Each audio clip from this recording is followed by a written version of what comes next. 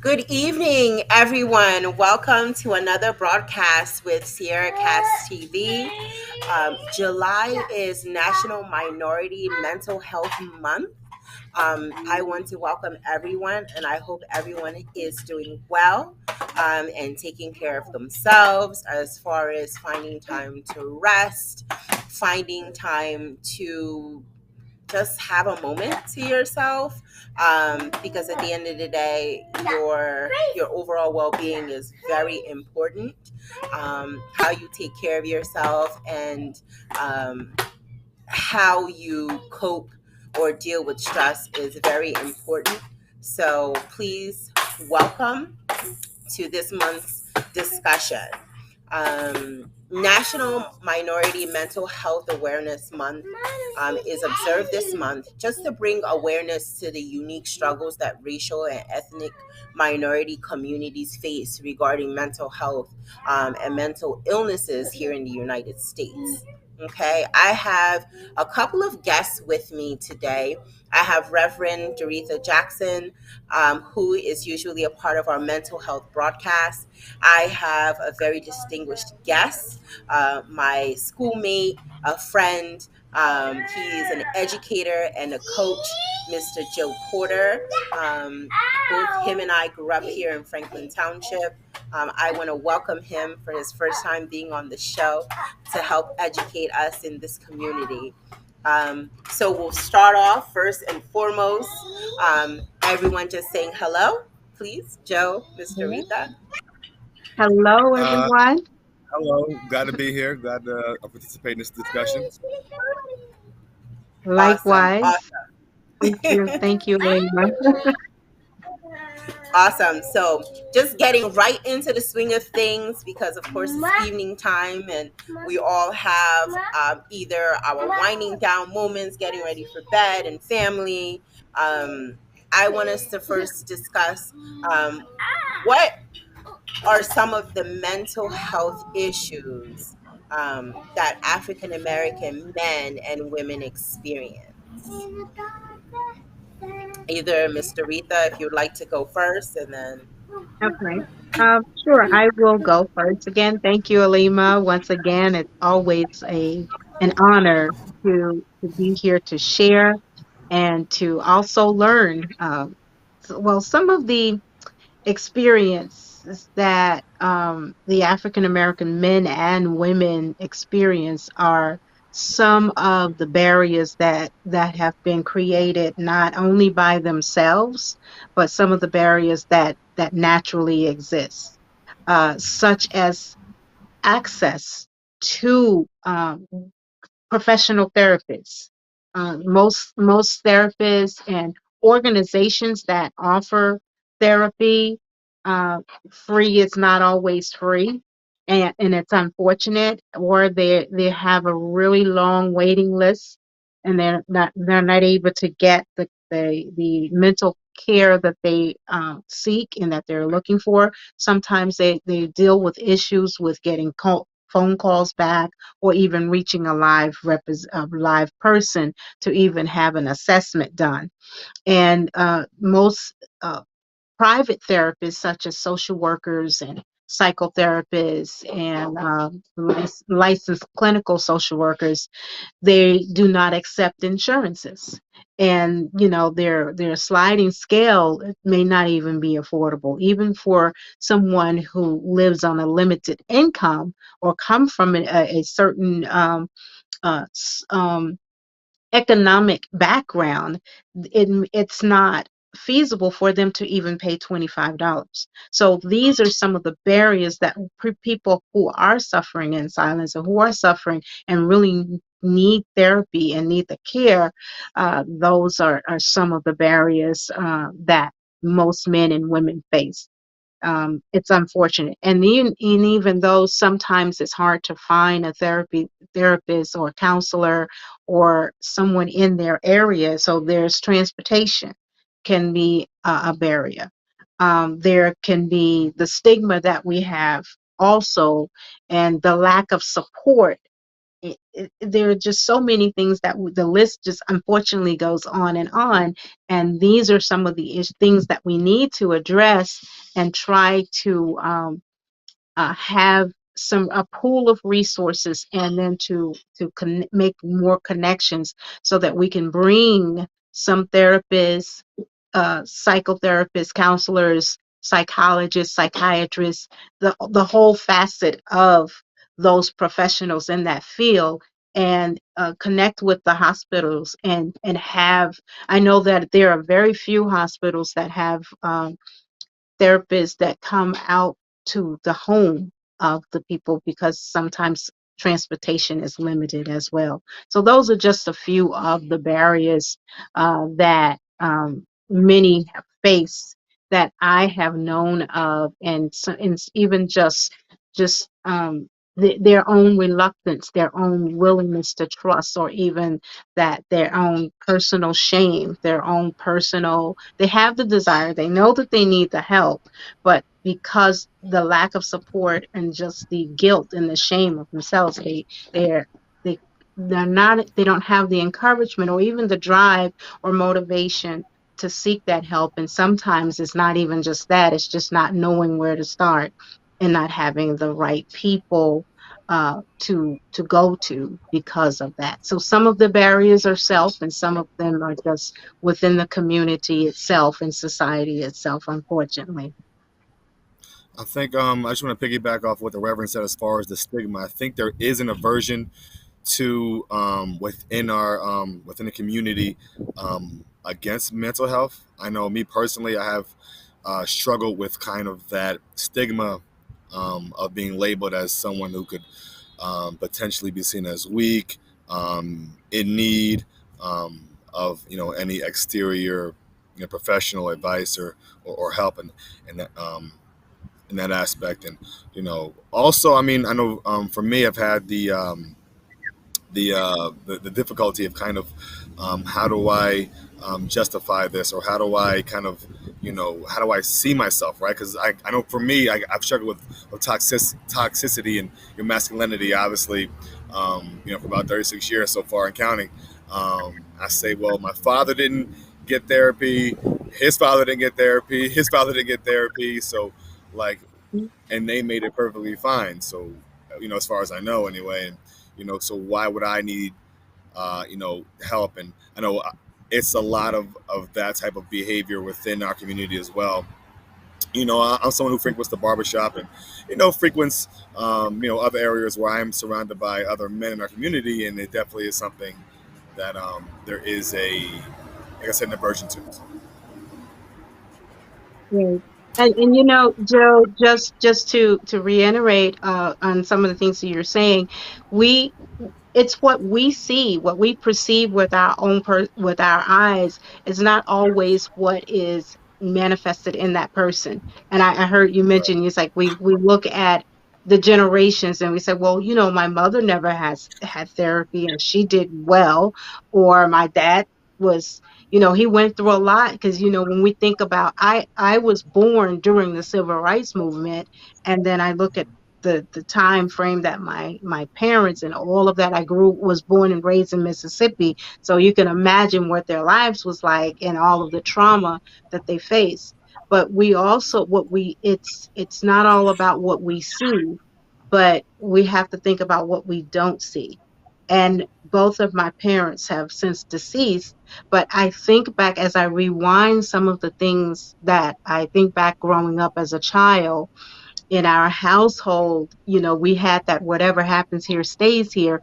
And then and I start to, when I know the things now, not knowing what I knew then, I can recall a lot of instances where there were some emotional and mental instabilities that they just didn't talk about, because of the stigma, and because of the shame, because of the guilt. So, but they didn't talk about it, and they masked it really well, that it stayed hidden and it became their norm. And it's unfortunate that it passed down throughout the generations. And I know that I wasn't allowed to be sad. I wasn't allowed to cry. I had to have a reason if I cried, and if that reason didn't fit their norm or within what their description should be, then I had to just get get it together. You girl, get yourself together. Go in your room and get it together. But it was bigger than that. So it when you said that, we look at our fathers, grandfathers, mothers, grandmothers, aunts, uncle. We said, well, they did well, but we don't know what they kept hidden and what they kept inside. And that's Very, where that suffering and silence come from. yeah, very true, Reverend Doretha. I mean, Mhm. to be honest, Joe, I think I would prefer a man that talks about his feelings and his emotions, right? Because at the end of the day, you don't have to worry about what he's thinking or what's going on with him. He's expressing himself. And at the end of the day, it's better to be able to connect with someone about their emotions or how they're feeling so then you can be guided. Sometimes our own opinions of whatever situation may be might not be correct. You may need to talk to someone to get the right input in order to find the right path. So Right, for the men that have that persona, well, my father didn't do it or my grandfather didn't do it. No, it's really incorrect. I grew up in a home where we didn't really talk about our emotions, but we were ones that were expressive though. So you once somebody got upset, you knew there was a reason, right? Or if somebody did something or didn't do something, you knew that something was going on.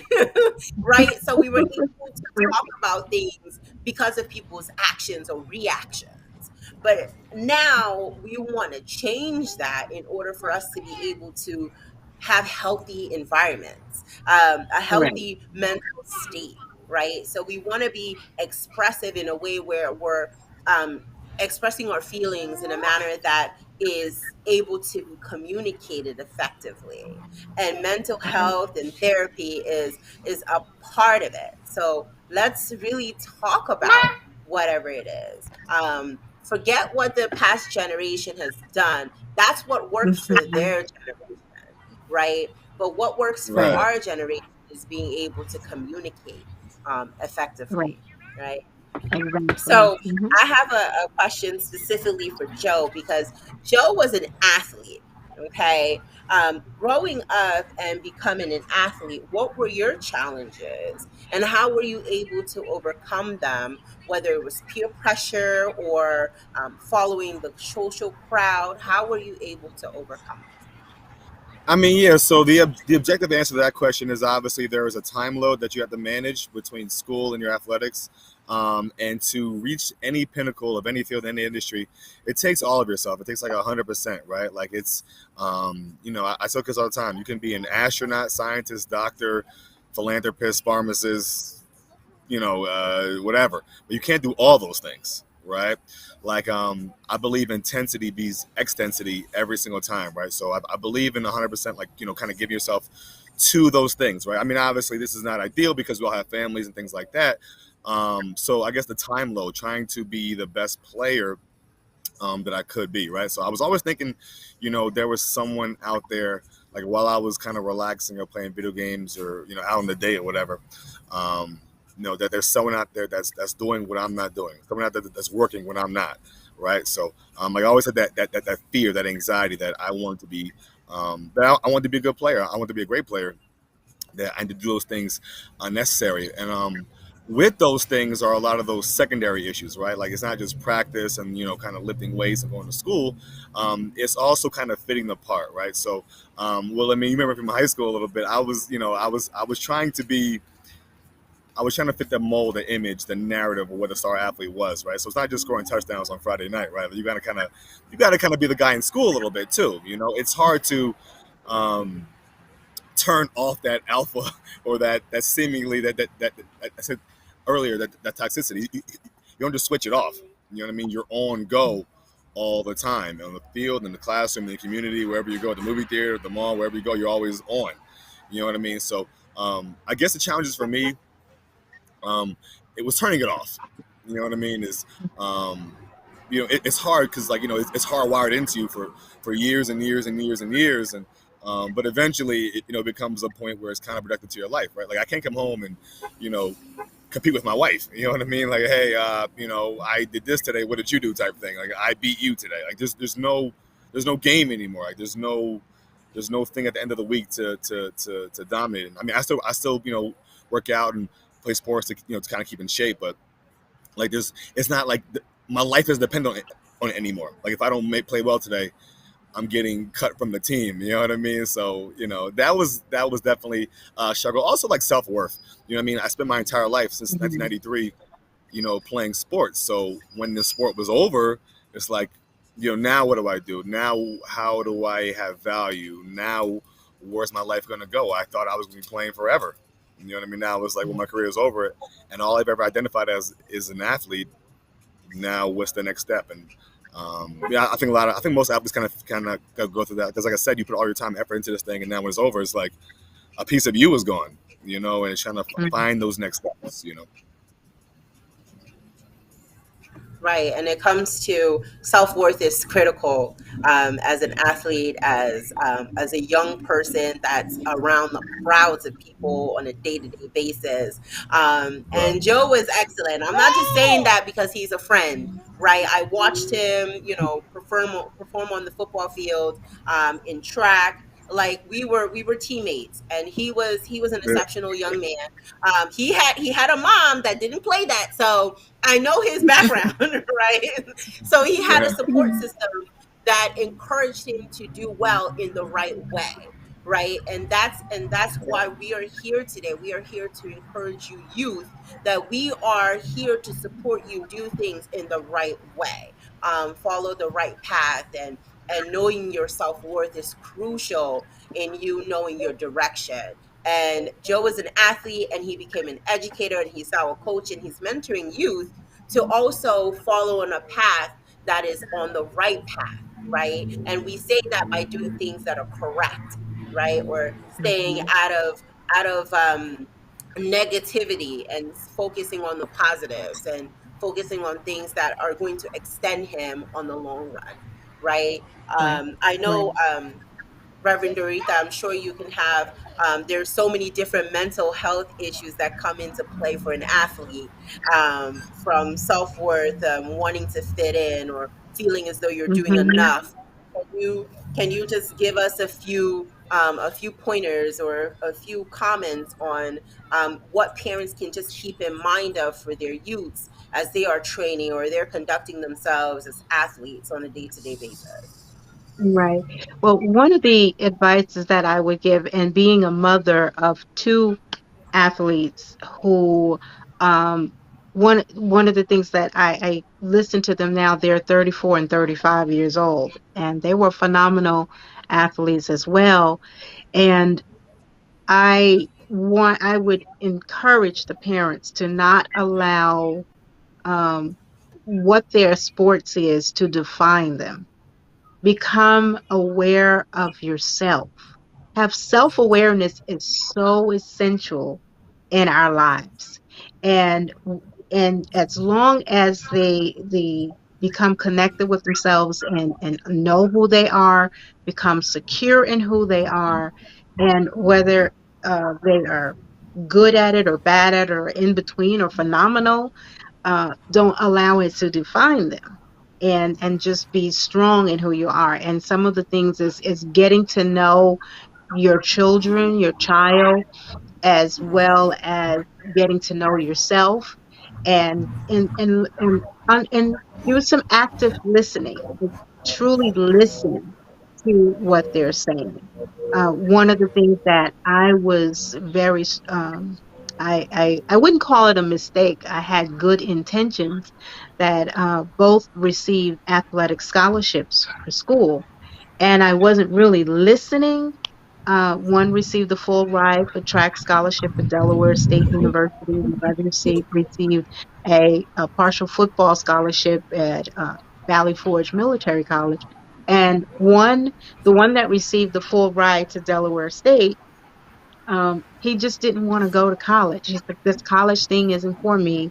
And part of knowing who you are is knowing what your limitations are, knowing what you can and cannot do, knowing what you're capable of doing, and knowing what you really want. And he was a very strong-willed kid from birth, and he just knew what he wanted. And I just felt that I knew what was best for my child. No, you have to get a college education.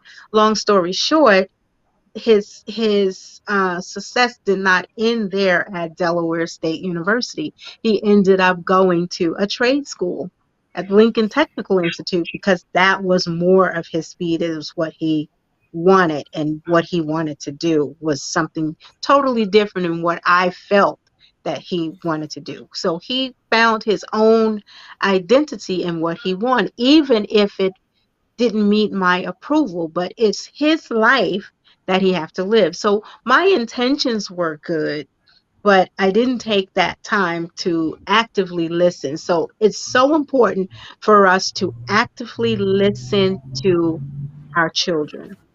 And when we hear, and some of those signs is when you hear, the moment you hear your child say, "You never listen to me, you never listen to me," and we're not really listening. We hear them talking, but we're not listening. And this is when we get to the point where we have to allow them to be themselves. I'm not saying that we don't encourage them, and we can explain to them, we want what's best for you. This is what I like. Let's sit down and talk about it and see how we can meet somewhere in the middle. But we have to actively listen to what they're saying and know what they want. Because when we start to interject what we feel that they should do, um, without hearing if that's what they truly want to do, what we're doing is we're helping them to discover and define who they are based on our standards. We always tell the children to make up their own mind. You don't follow someone that's doing wrong. You remember your parents used to say, if your friends jump off the Brooklyn Bridge, are you going to jump off it too? You used to hear that. So with that being said, it's the same concept. If we say, no, you're going to be a doctor, you're going to go to Howard and you're going to study med, and you're going to go over here to uh, John Hopkins and you're going to be a lawyer. So we're now helping define them based on what our standards are and what we say they are. So we have to allow them to come into their own being and get to know who they are. Self-awareness is extremely important to our mental wellness. I hope that answered the question. Yes, ma'am. Self awareness is the pinnacle of everything that we do, because that's how Mhm. we set the tone of how we're treated, how we send our vibrations, or how we vibe with other people in order for us to even achieve our goals, right? Right. So just as both of you work with community, and Joe, you're an educator, what are some of the challenges, just looking at, students who are about to go back to school? We're going through National Mental Health Minority Mental Health Month. What are challenges that some of the students are facing in the classroom? Is it just peer pressure, or is it more personal, home development, or environment? What are some of the challenges that some of our youth, minority youth, are facing, especially So post pandemic? gotcha. It's kind of it's contingent on the child. So sometimes socioeconomic background has to do with it. It could be a situation where when I was at Franklin, um, there was an emphasis between the students on kind of, I guess things haven't changed that much, clothes and sneakers, and what kind of phone you have and kind of how your hair looks. And at my new school district, the pressure is more academic, right? So um, it's nothing to see like a kid in the hallway bawling crying because he got a 92 and not like a 99. You know what I mean? I got a low SAT score. What did you get? Yeah, like a 1350. You know what I mean? So like there's never like a like I think like a one size fits all in the way of the struggles. And it kind of depends. I mean, these kids are all dealing with different things, and I tell kids all the time. I always try to have like these mental health days in my classroom. I call it SEL, social emotional learning. We just kind of put like slow music on and turn the lights down, and kind of just we had a long day, and the kids are having AP classes, but some of them are having personal issues. A lot of them are discovering romantic attachment for the first time. Their bodies are changing. Like I said before, school, sports, their clubs, whatever the case is, like they're dealing with a plethora. I know when I was, in those years in high school, I was going through, those are big years. I was dealing with all kinds of things, and some of them could be dealing with, traumatic experiences, whether it be, death of loved ones. We actually had a kid in our school district. He was, unfortunately passed away over the summer. And last school year we had a suicide. You know what I mean? So these things are real for them, that they're experiencing, and so it's. I mean, if I had to pick one thing, I probably couldn't. As far as the struggles, I'll say it's everything. Like no one's kind of exempt. Language barrier. We have kids coming from India, or we had a girl come from. Oh my gosh, where was that from? Uzbekistan, I believe.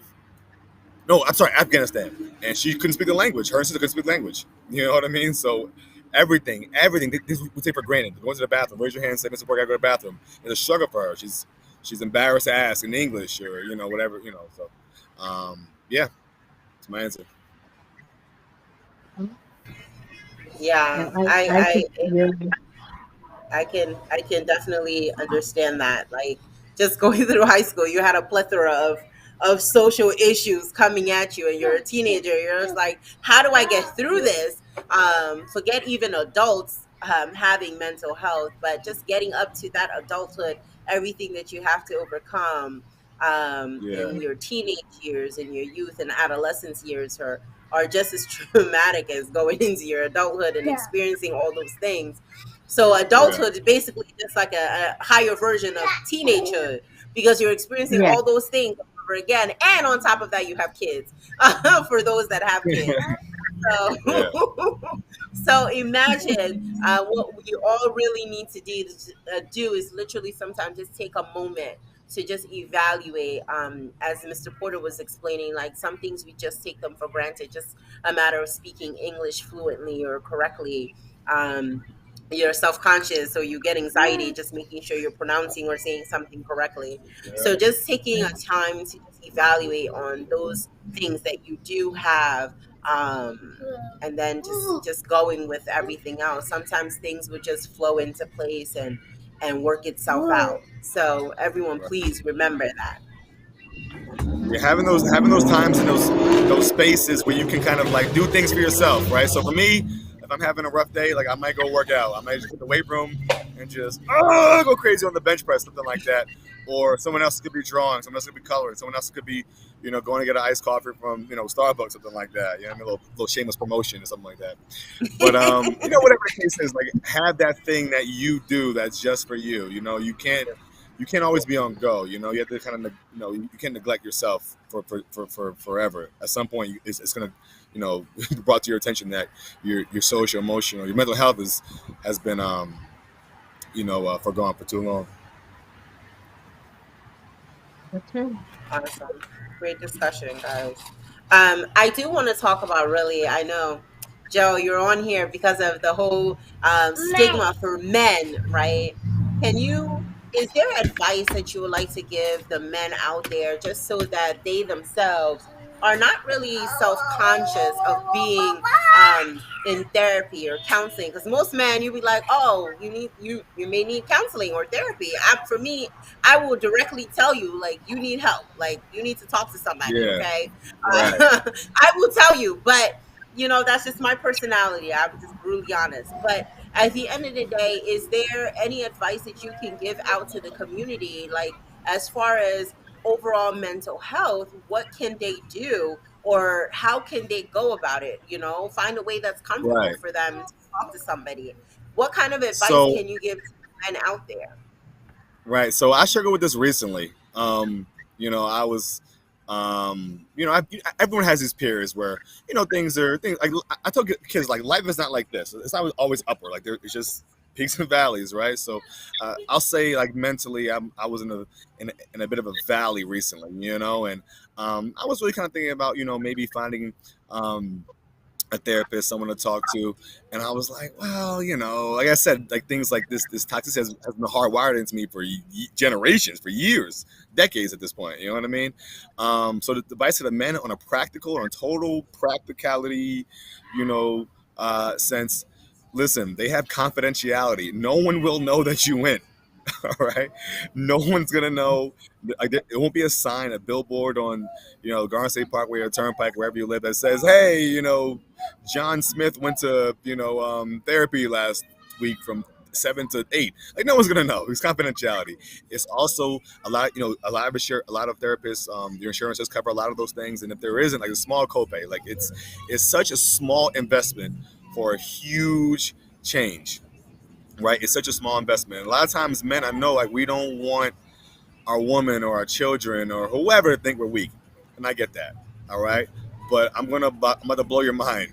All right, it's kind of weak if you don't go, right? If you don't admit that you need the help, that you need the resources, that you need these things, right? Like, you're doing this. You in the long run, you're doing a service to your woman, to your children, to your people that you interact with, your community, your siblings, whoever the case is, nieces, nephews, future grandchildren, right? Like, you're doing a service. Like, you need to get this. If you um, if it's something that your family's attention, you value, your career and your lifestyle, like, it's only going to help. And what's going to happen? You go there, you pay $15. This person not for me. Find somebody else, right? Like, it's how it was stigmatized. It's not anymore. A lot of famous people, a lot of guys that we perceive as tough guys, all right, do go get through a therapist. All right, they do go to therapists. There is someone for them to kind of open up and vent to and be non-judgmental, and they're here. So it's out there, it's available, and I don't know anyone who's like, oh, you know what, that was a mistake going to therapy. Like, I don't know no one who says that. You know what I mean? So just, small time, small minute ounce of your time, big payoff. I would like to Awesome. pick excellent points, Joe. I also would like to just add that it's okay to not be okay. It's okay. But what's not okay is to just stay stuck there and just learn to talk about it and take some time to reevaluate your life. I love how Joe mentioned that, when we're not in a good place, it has a rippling effect. And what affects you will also affect your family, your loved ones, even on your job. So it's okay to not be okay, but it's not okay to just stay stuck in it. So it's just easier to get, I know it sounds easier said than done, but as Joe said, it's confidential and you don't have to be ashamed of it. But mental illness doesn't have to define you. You defined it by calling it out and calling it for what it is, facing it and getting the help you need and talking about it. It may take some time to find the right fit for you, the right therapist. My husband well, I have yet to refer anyone to therapy and they live to regret it. So, Right. but what you will regret down the line is knowing that you have something wrong and you're in this dark space and you can't get out of it and you're trying to fix it yourself. We can't fix ourselves. And sometimes we have this temporary happiness and whatever our vices are, that is not going to fix us either because once that moment is over, whatever it is, you're right back to your old self. So therapy is not designed to fix you, it's to help you to discover what needs to be worked on. And then you work on it together. You just have an accountability partner. It's just like going to the gym. You go to the gym, you have a spotter or you have a trainer, and they're holding you accountable. So it's the same thing. You're holding you accountable to yourself and you owe it to yourself. I love how Joe said it's a worthwhile investment. Absolutely. I thank you so much, Joe. Just giving that male perspective. Like, Mhm. it's just because you get counseling doesn't mean that you're weak. It doesn't. It just means that you're invested in your Right. personal self, and Mhm. making sure that your family or your community or the people that are around you are okay. And that's Right. really important as a human being. Most women go to counseling because they want to make sure they're okay for the people that's around them, right? They want to make Right. sure that they're okay mentally, to either get up and take care of their kids or to go to work or to lead the people that they're leading. So it's really important for us to want to be healthy and okay for the people that are around us, right? Especially if Right. you have younger Right. people or you're mentoring people, you're teaching people. It's important to be okay. As Right. we Right. as we continue the discussion, um, has there been like a difference in interacting with people in our minority in the minority, post pandemic than pre pandemic? Has there been a difference in the way people communicate? Just looking at pre pandemic and our post pandemic, just looking at how our communities have evolved or how things have changed for us in general. Has there been a difference in interactions or experiences, whether it's in the classroom or it's out in the community, Reverend, for Joe, in the classroom or in the school systems? Has there been a difference?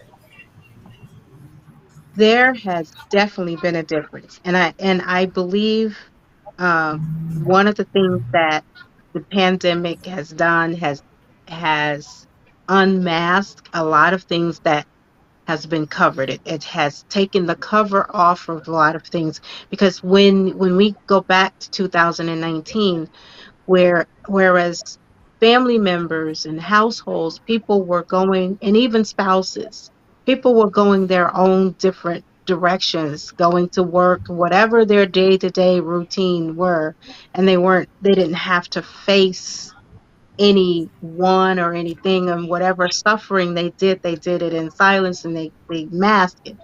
But now we are now forced to come to grips. Some people lost their jobs, some people were confined in the same space, and now we don't have an outlet. We don't have anywhere else to go but to face those issues. And what statistics shows is where we have people that says, "Hey, I have a problem and I need to get some help."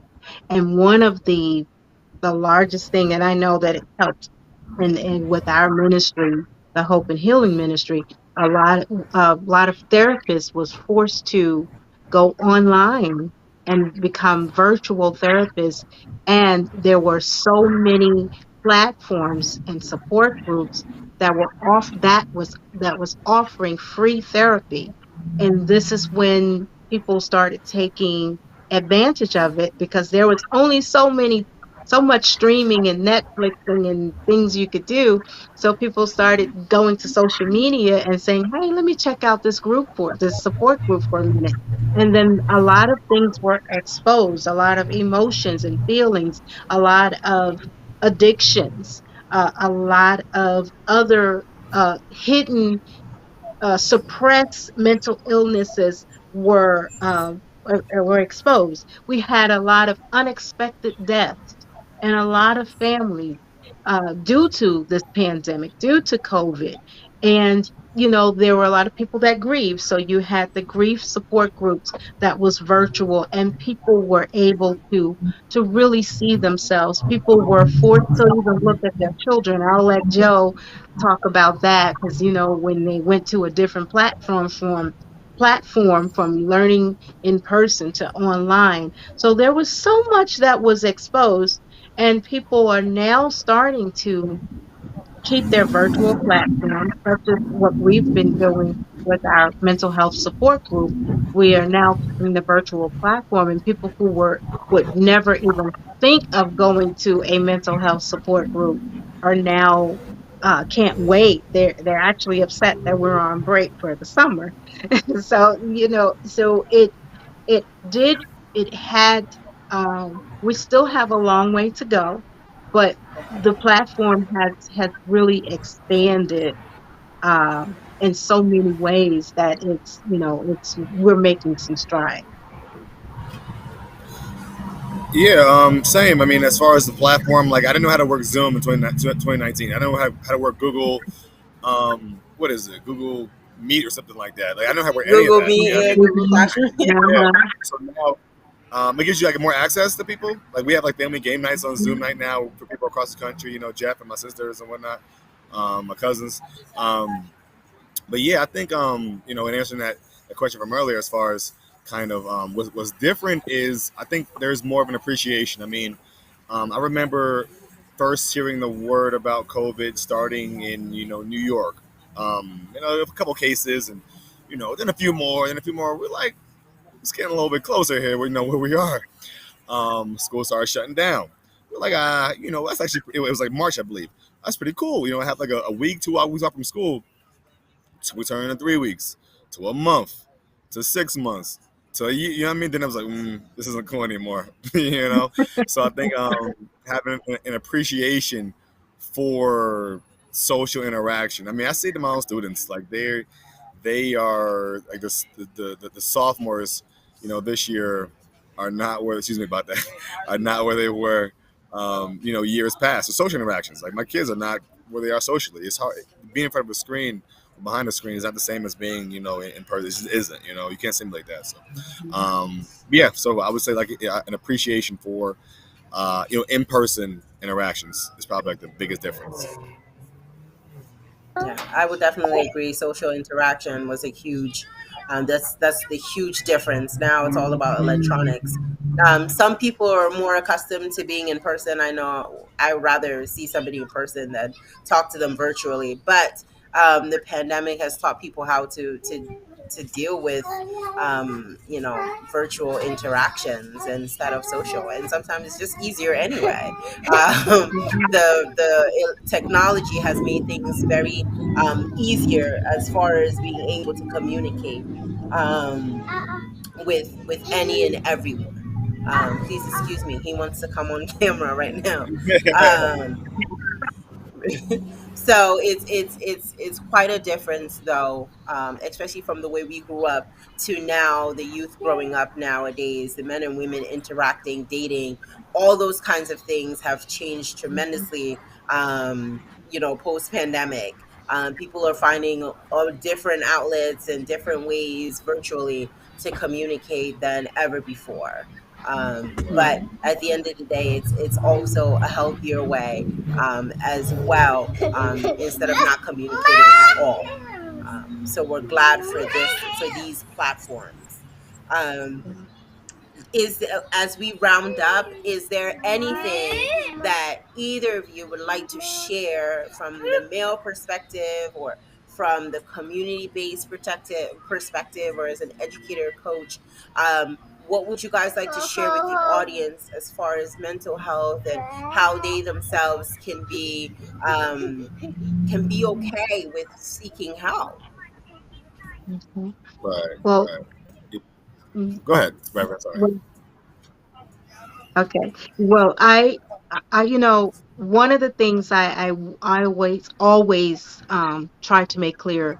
A lot of times, people feel that they have to have a mental health issue to get involved, but mental health is everybody's business, because the only way that we will be able to help someone and even ourselves is to become aware, become educated in it, to get involved. And the more we get involved, the more we start to understand. And there are ways to help understand. We have to understand the stigma. What is stigma? What is mental health even? And it's so broad that you can't just define it using one sentence or one paragraph. It's a plethora of different um, it's a lot of things. It's very broad, but mental health is all of our business, and the more we become proactive and get involved with it, and educate ourselves and become aware and learn about the stigmas and learn about mental health, we will equip ourselves to be able to help someone. We don't have to be professionals to recognize the warning signs or to even recognize the signs in ourselves, and to learn not to be ashamed of of any issues that we may be facing, to make it our business to learn. There are so many things that we can do now, and now we have this virtual platform that has made so many things accessible to us, such as mental health first aid, mental health training. You can get involved in so many ways. You can join so many organizations, and you can learn and become aware about mental health and the stigmas that are attached to them. And the only way you can do it is just do it and get involved with it, but never be ashamed of if you have a mental illness, and it doesn't have to define you. And never, just know that it's okay to not be okay. But as long as you talk about it, you're making a stride, taking ownership, owning it, and just becoming aware of some of those things. You're making stride, but make it your business. Be intentional about advocating for mental health. Right. So I just want to dial back to what kind of was said earlier as far as that stigma. And I get it, right? Like human beings have existed for like, more than a couple days, right? For thousands of years. And, human civilization was kind of has gone on. Cities and civilizations have been created and torn down, and empires have been, built and shattered, right? So I understand, like, men and women have been around for a long time. I get it, right? Like it's something that is seen as, you know um, has a negative connotation. I totally understand. All right, but you can't be the best version of yourself, like, right? You can't help anyone else. You can't fill anyone else's cup up, so to speak, if your own cup isn't full, right? Like you can't be there for somebody and help them if you need help, right? Like, Right. if I mean, if I get hit by a car, you got hit by a car, like we're both down. You know what I mean? Like, just make sure that if these people that you care about yourself, you care about yourself as well. I don't discount that, right? Self love. You can be care about people. If not for you, for somebody else. What I mean, you can't be the best version of Mhm. yourself. If you're not firing all cylinders, and that's probably how I would finish. Right.